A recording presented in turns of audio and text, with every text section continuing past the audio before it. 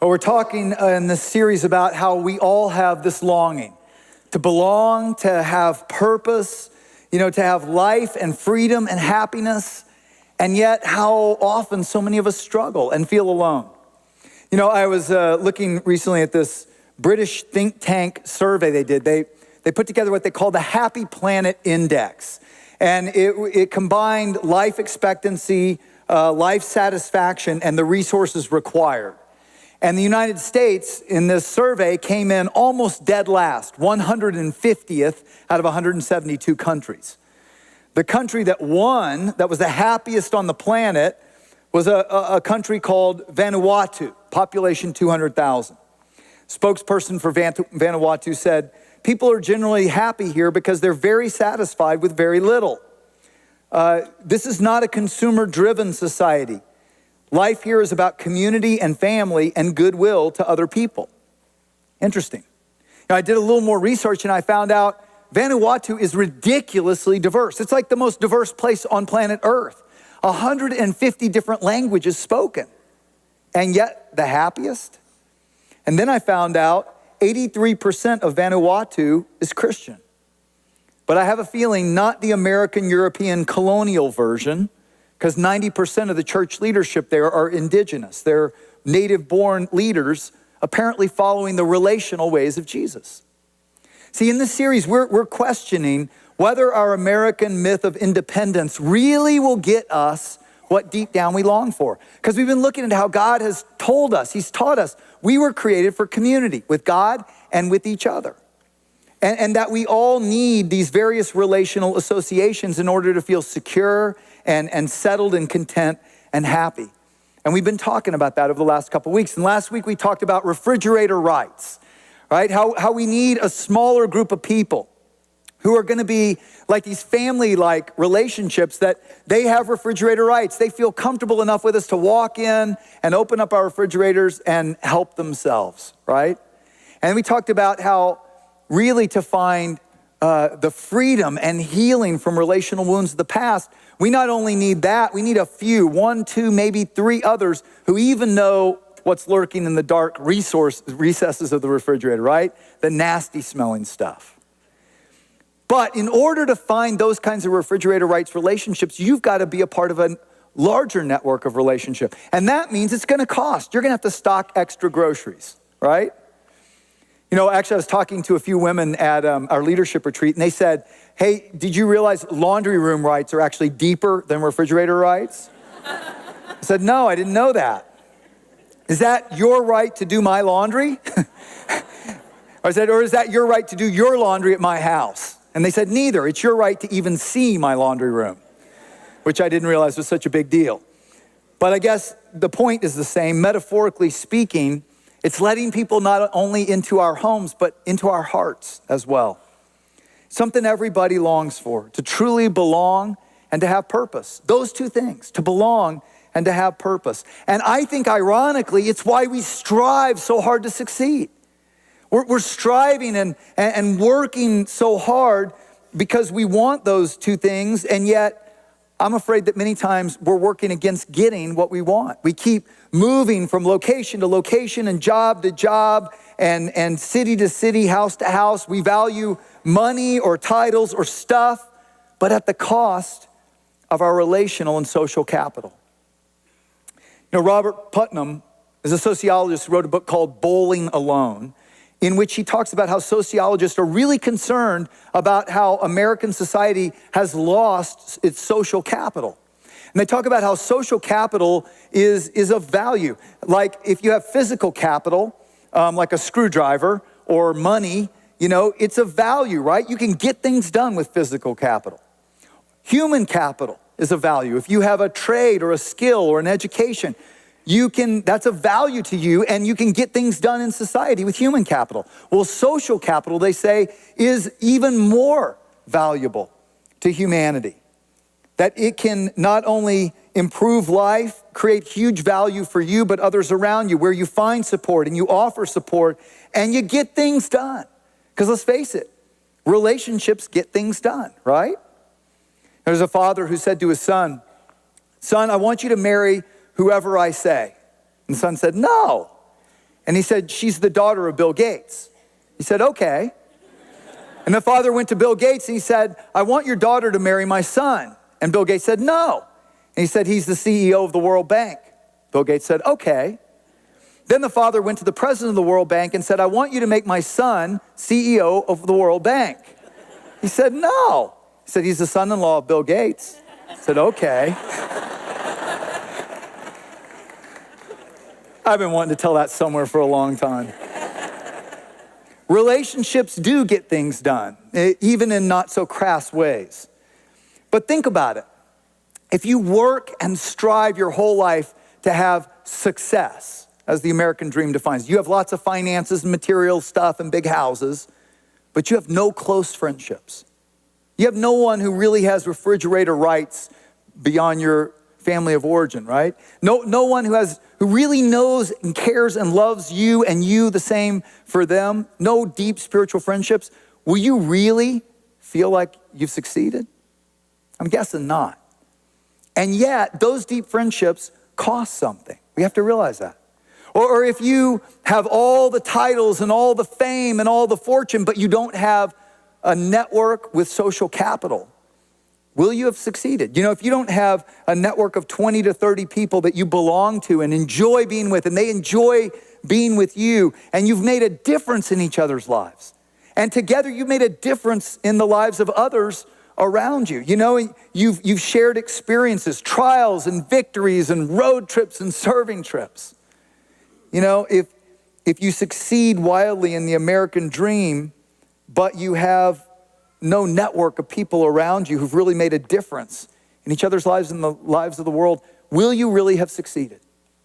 Probably, I'm guessing you wouldn't feel that way. And yet it costs to have a network of friends and really make a difference in the world. It costs us time. And it costs the effort to work through disappointments and our wounds from relationships of the past.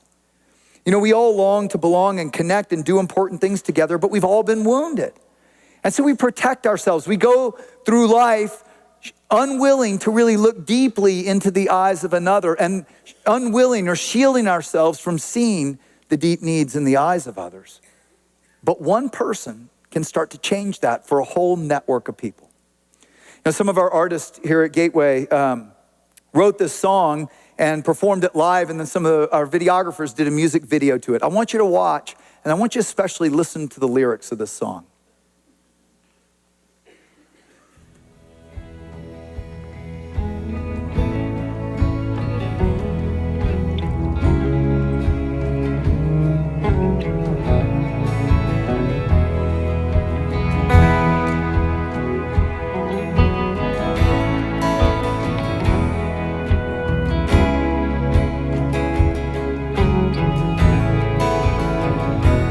Please come close, for I long for you to hear the sound that will rid you of your fears. In a land where no water can be found, in a place where there is no fertile ground, longing for, yearning not to be forgotten, in a time when the music is forgotten, in a time when all the music is forgotten.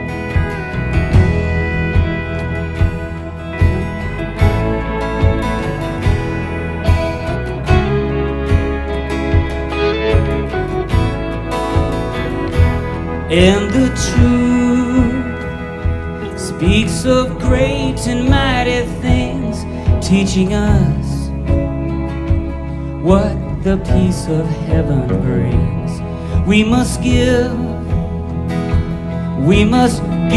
to all the others, those in need, who we feed to call our brothers, reaching out so that we are not forgotten, in a time when the music is forgotten, in a time when the music is forgotten.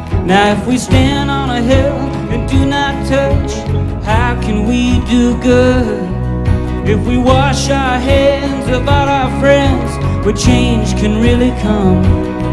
If we hide our fears and don't draw near, have we really lived? Or are we all just standing here, hoping there is grace?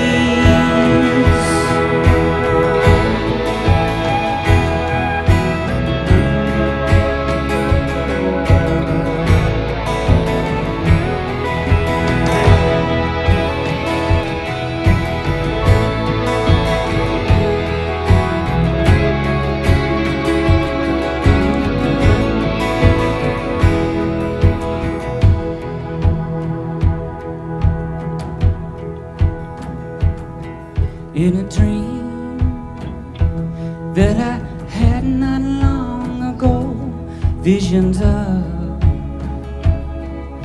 a city made of gold. In a sound that I'd never heard before, such a sound saturating to the core, such a sound, one that cannot be forgotten in a time when the music's not forgotten, in a time when the music's not forgotten, in a time when the music's not forgotten. Now in a time when the music's not forgotten. You know, we all long for the sense of belonging and purpose and to do something important together. And yet the truth is we've all been hurt, wounded. And so we walk around and we interact with each other. We go through our daily routines. We even do religious things, but it's like we have blindfolds on to protect ourselves from people seeing deeply into us or seeing deeply the needs of others. But all it takes is one person to change that for a whole group, to take the blindfold off and change things. And that is what God is trying to do through his church. That's what he designed his church to be about. But it takes all of us, and it takes all of these relational spaces that we've been talking about in this series. You know, it takes large gatherings, like we talked about in week 1, where we learn together and agree on a new set of shared values, where we don't just engage in the old world ways of relating, but God's new relational rules. But then, like we talked about last week, we need smaller groups, 8 to 12 people who grow together and extend refrigerator rights to this more family-like friendships. But then we also talked about how, to find real freedom and healing from those wounds of the past, we need 1 or 2 spiritual running partners that we give full refrigerator rights to. But a small group and a large group is not enough. That's not enough to find social capital and real sense of belonging and purpose. And that's why we also need a network of 20 to 70, more like an extended family, this social space where we can naturally make connections, where we can together share our gifts and make a difference in the world together. And that's what I want to focus in on more today. And the challenge is we all want it, but we keep disappointing each other and running away. In fact, last week after I talked, several people came up and said similar things. Like, he said, man, I want what you're talking about. I long for it. These deep relationships, but I find every time I try, I just get more disappointed. I was thinking about that. Because I was thinking about my own struggles in life, my own hurts and disappointments. And when I'm in the middle of them and I become self-focused, then I want you to understand me and help me. And yet so many of you come to me to understand you and help you, and we disappoint each other. It's the human problem, isn't it? It's a problem because we all have struggles and challenges and trials, but we all have hopes and dreams and expectations.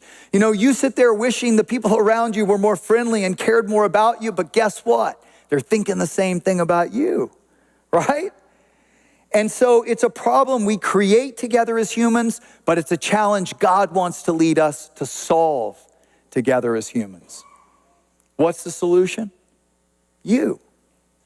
You are the solution. You and me and each one of us allowing God to lead and guide us to create environments to help others find belonging and purpose. And counterintuitively, when we go to help others belong and find purpose, we find what we were looking for as well.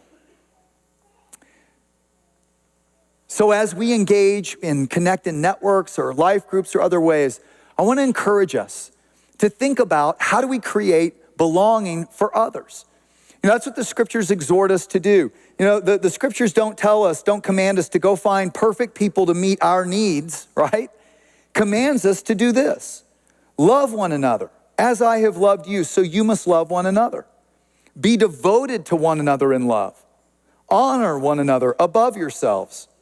Live in harmony with one another. Do not be proud. Be willing to associate with people of low position. Do not think you're superior. Accept one another just as Christ accepted you. And live in harmony with one another. Let there be no divisions in the church. Encourage one another. Be of one mind and live in peace. And the God of love and peace will be with you. And be patient, bearing with one another in love. See, this requires a commitment though, right? It requires a commitment to a local church, and then a network within that of 20 to 30 to 70 people, and then within that, a smaller group of 10 to 12, and maybe a few running partners as well. And ideally, it's not a bunch of different things, it's one thing of increasing depth of relationship. Where we are in these spiritual running partner relationships, even within the small group, and that group then is serving with a bigger network of people, and you're even sitting together on Sundays, but not just to click off, to open invitation, invite others to belong as well. But we have to start by making place where we're going to help others belong first. And this is where I just need to take a little pastoral moment and say something to those of us who are Christ followers. First of all, let me just say, our church is about 60% people who started following Christ here, found faith, weren't necessarily coming from another church, but about 40% of us came from other churches. And let me first say, we are so grateful for those of you who have come from other churches and have, dived in to invest in and serve and lead our church forward. We couldn't do it without you. But I also just want you to know, like I'm in a group with other pastors here in the city, and we've all talked about how there is an epidemic that's hurting the church among Christians. And it's this church hopping from church to church, really with a more consumeristic mentality. Going from church to church just because it's more convenient, or, because they have a little better music or teaching here or there. And when I hear that, I always think to myself, but didn't you love people there? Was it really that easy to leave? Didn't you have a network of people that you were serving with and making a difference with?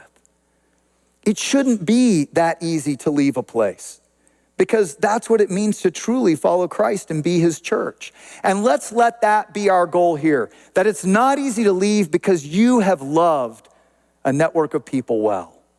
That's what makes us strong.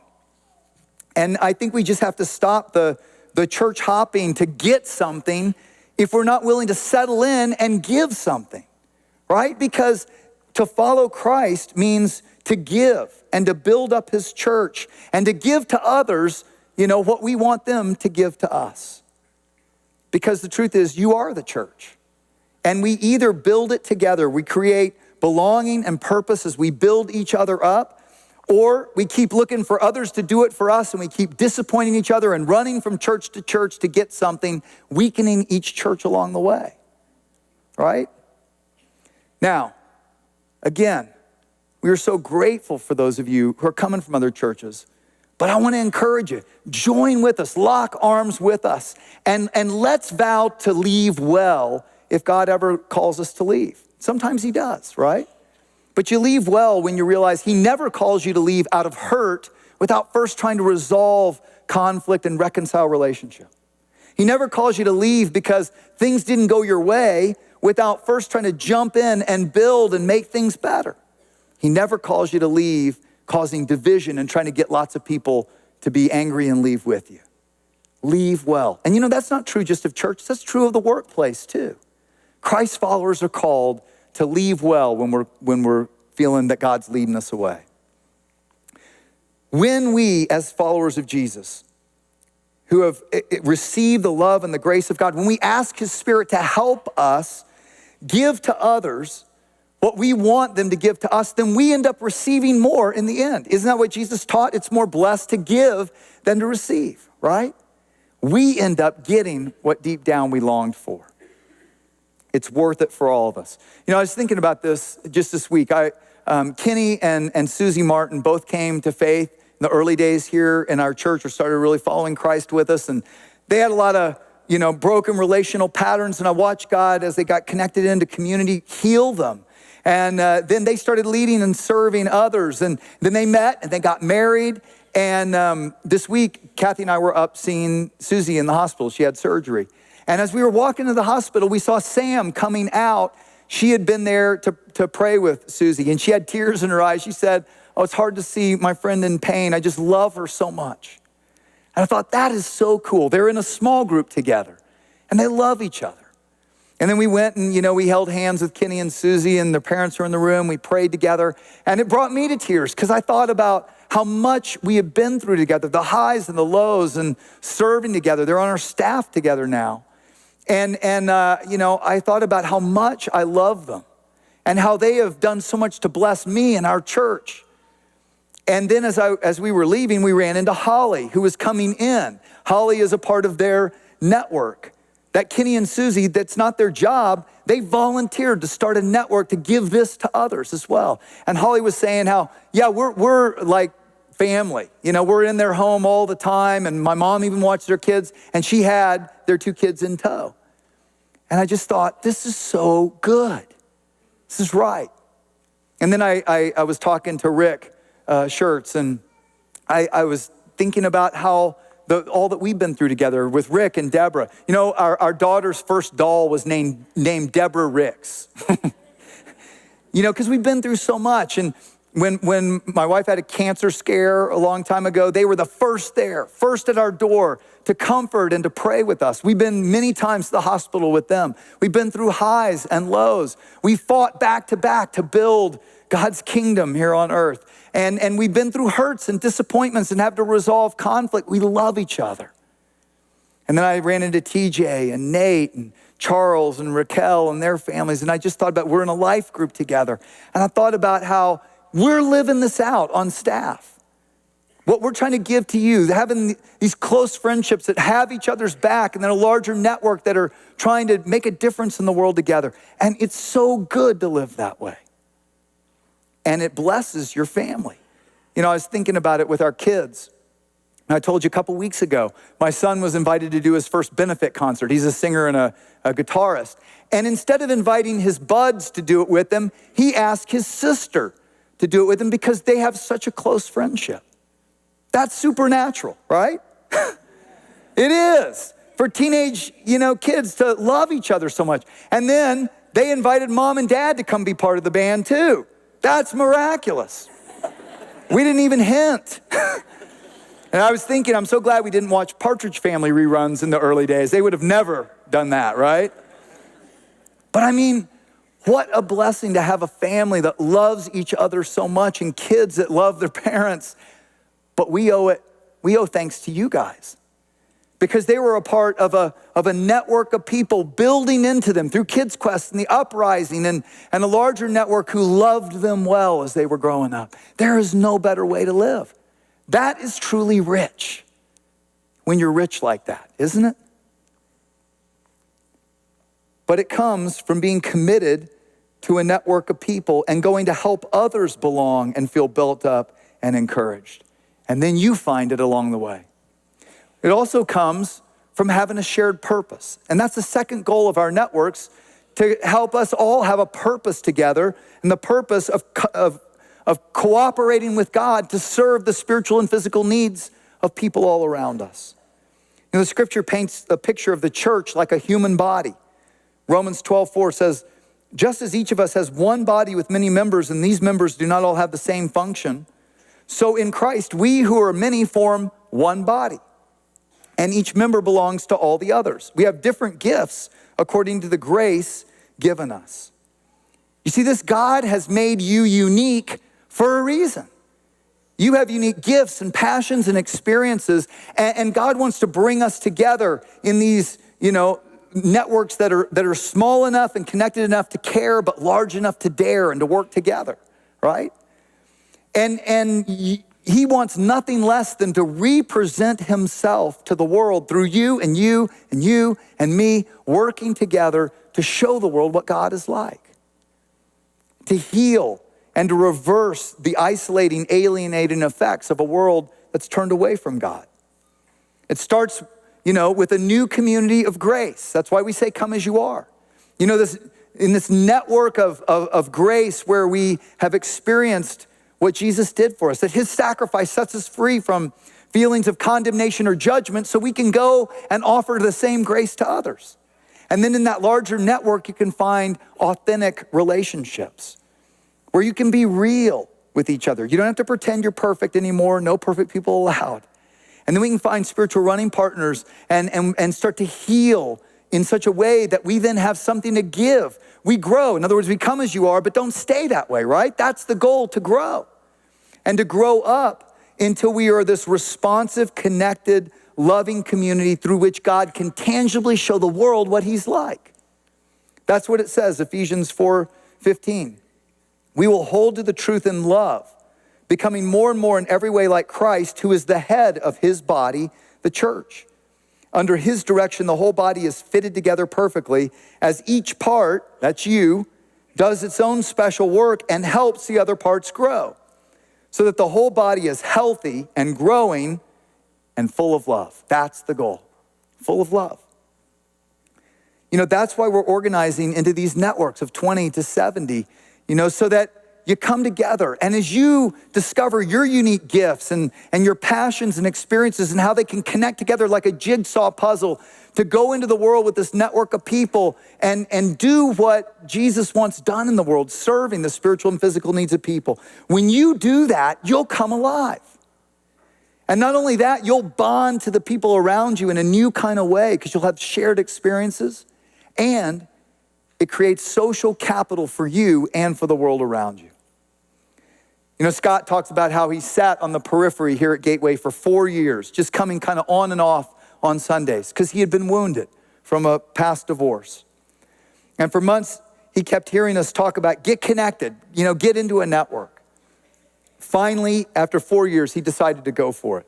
He got connected to one of our Central Austin networks. Not long after that, he was able to get into a small group that was doing Morph, Love God together. And through that small group and doing Morph together, he started to feel, healing coming on, that he had something to offer. And in time, he ended up using his gifts to lead another small group in the same way. And then he's a filmmaker, and he started talking to Reed, another artist and musician, and they started talking about how they could use their unique gifts and passions to help others through this singles network they are part of. And so they came together and they started this movie group that's a first connection point for about 20 to 40 people who wouldn't necessarily go to church, but they'll come watch a movie and talk about the spiritual metaphors, the spiritual undertones. And it's helped many people take a first step to connect into that singles network and even start to explore faith. Scott said this, he said, the more I connected with other believers, the more I felt God's profound presence in my life, the easier it was to hear his voice and guidance. Through community, God became a living, breathing reality for me. That's what we're trying to do. But it takes all of us doing it together. Soren Kierkegaard, famous theologian, writes about a flock of church-attending geese. He says they come in and they squat on the ground for an hour each Sunday. They sing about flying. Then one goose stands up and talks about the benefits of flying, exhorting the flock. You don't have to walk on the ground anymore. You can soar above it all. You can get there faster. You can experience something so much better. And then he says, after listening to the goose master's sermon, they would all waddle home on 2 feet. All they had to do was flap their wings, but they didn't often do it. Friends, we have a chance to fly together.